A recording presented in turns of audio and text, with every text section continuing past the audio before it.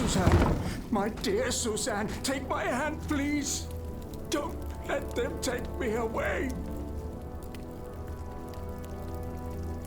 No. Oh, no, this has to stop. I don't want to be tormented anymore. That is not my intention.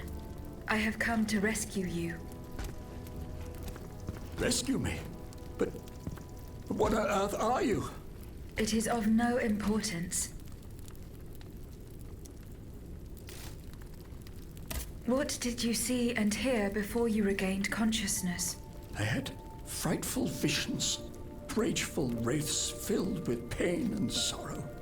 And it was cold enough to curdle the blood. Oh, it's impossible to describe. All the rage and anger. I was in another body, I think. So big, so powerful. And there was this commanding voice, ordering me to spread terror and death.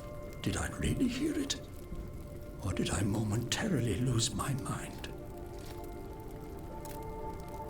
Who are you, monsieur? Don't you know? I'm Jacques Necker, Ministre des Finances. Well, I was before I was captured. But this situation suggests that the king has decided to dismiss me from his service. What does he accuse you of? My alleged connivance with the Third Estate, no doubt. And most of all, for having been the first to ask to convene the Estates General. How and when were you captured? When the machines attacked, my wife and I fled our home to hide not far from there, in the Église Sainte-Marie. But we didn't stand a chance against the machines. They overran the nave, wantonly mowing down the faithful. My wife, my poor wife, she wasn't able to escape. I'm sadly convinced of this. As for me, my life was spared only so I could be tormented. What is the meaning of all this? What will you do now? There is no future for me in this kingdom. I need to find a safe place where I can prepare for my departure as soon as possible. I will take you to the Cordelier convent. You will be safe there.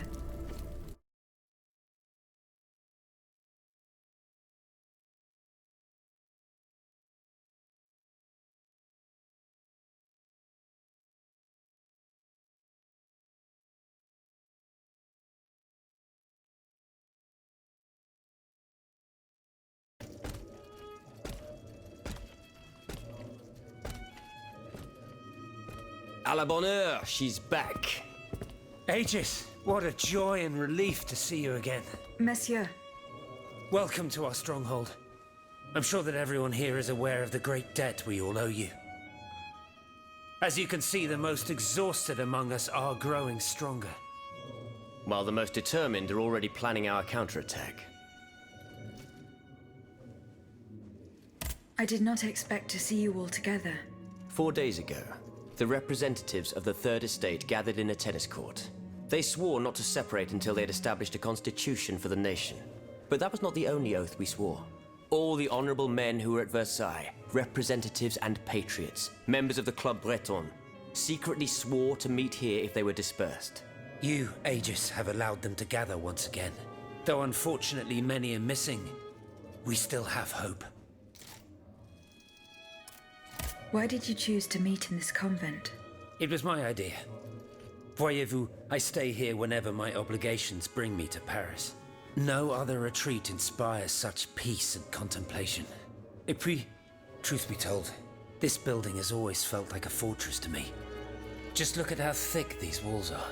For 2 whole days, the patriots in the quarter consolidated the outer walls to make it an impenetrable citadel. No automat has broken through our defenses yet.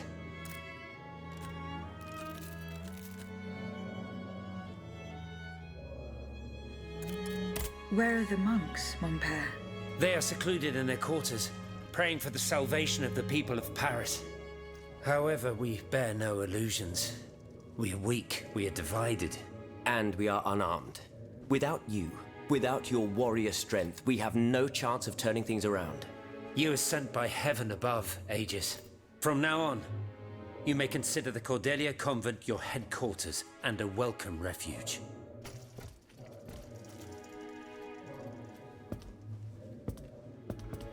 We must speak, you and I, in private, if you please. Monsieur de Lafayette must not hear a word of what I'm about to tell you. What do you mean? You all seem to be certain that I will use my strengths to serve your cause. Are you forgetting that I have a task to accomplish? Not at all, madame. We all know and support your plan to free Monsieur de Vaucanson. That is why I've taken the time to think of a way for you to get to the Bastille. I am listening. There is a patriot in Paris whose pamphlets have aroused Monsieur de Lafayette's ire. His anger is so strong that the poor man had to disappear to escape arrest. I know that he is secretly hiding in the quarries in Montmartre. A labyrinth he is said to know like the back of his hand. If anyone can help you navigate the obstacles that keep you from the Bastille, it is the elusive Monsieur Marat. Very well. I will go and find him.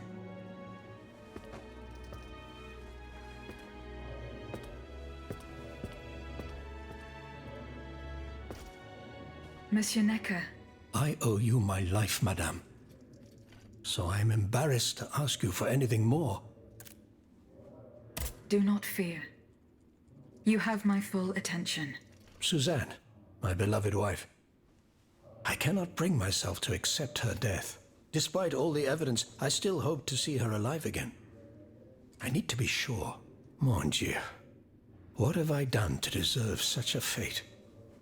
Why has the king sworn to destroy me? And all that I hold dear. After everything I've done for him. My abnegation. Why would the king owe you anything? I dedicated my life to the kingdom as his minister. Well, my life and my fortune as well.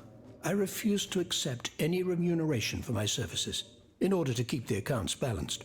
And I personally fill the king's coffers with 2.5 million livres from my own private accounts. Bonds in the Caisse d'Escompte, which the king keeps in a tailor-made armoire de fer in the Palais des Tuileries. He stores all his secrets there. I'd wager there's enough in there to sully his reputation 100 times over. You must retrieve these bonds post-haste, madame. They must not be used to allow this madman to build more murderous automats. Do I have any chance of opening it? Don't even think about it, madame. Despite your incredible strength, that safe is said to be impenetrable. It was designed precisely to that effect. I personally never had access to it. I suppose that its contents were too unofficial for the honest minister that I always was. Who has the key? The king does, that's for sure. Anyone else? How could I know? His shadow advisors, most likely.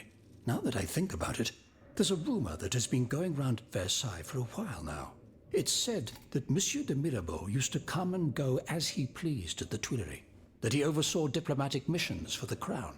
Not in any official capacity, of course. Who knows? He might know more about this matter than I do. I will ask him. I will look into what happened to your wife. Bless you, madame.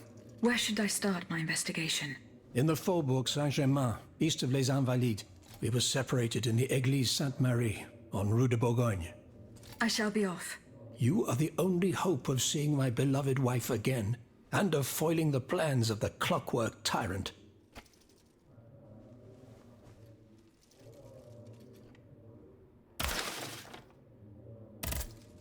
Monsieur Necker. Madame? Goodbye, Monsieur Necker.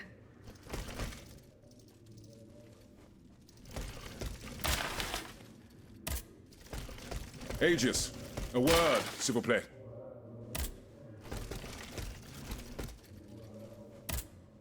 Monsieur Raymond.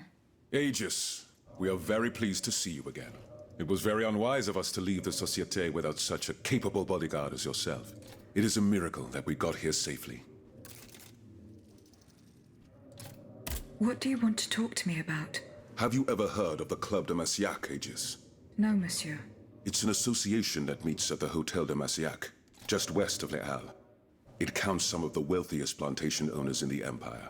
Those from Saint-Domingue and the Petite Santé, our most formidable adversaries.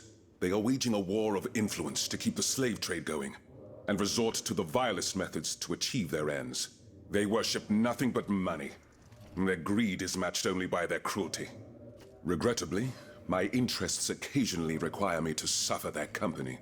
2 months ago, I was in Le Havre to settle some business with the Admiralty, when I overheard a conversation between two planters from Bastère. If they are to be believed, the Club de Marcillac is plotting to create sleepless slaves, des esclaves sans sommeil. Those were their exact words. It's hard to say what this could possibly mean, but I fear they plan to administer some foul drug to their slaves to force them to toil day and night, without rest. Our organization will not let these poor souls endure such a hell. Aegis, we must look into this. It is a matter of great urgency. You speak of greed, Monsieur Raymond. But could you enlighten us as to what makes you any different from the planters you condemn? What exactly do you accuse me of, Monsieur de Robespierre? S'il vous plaît, do tell. Do you not also exploit the labor of these poor souls yourself on your indigo plantation? I fight every minute of every day to improve their condition. No one would have the audacity to deny this. If that's the case, then why wait? Free them. You preach abolition, yet you continue to line your pockets at their expense. The truth is, you refuse to upend the established colonial order because your entire fortune depends on it. It's easy to criticize from atop Mount Olympus, Maximilian. You know nothing of the realities of Saint-Domingue. What would happen to all these people if I freed them tomorrow? Without an education, without a livelihood, I would be condemning them to the most abject misery. No. I must act with both compassion and realism. Any reform, revolutionary or not, must be taken step by step, with moderation and prudence. This reform is not so difficult. I've begun it myself at La Belle Gabrielle, my plantation in Guyane. There you will not find slaves, but workers who earn a weekly wage.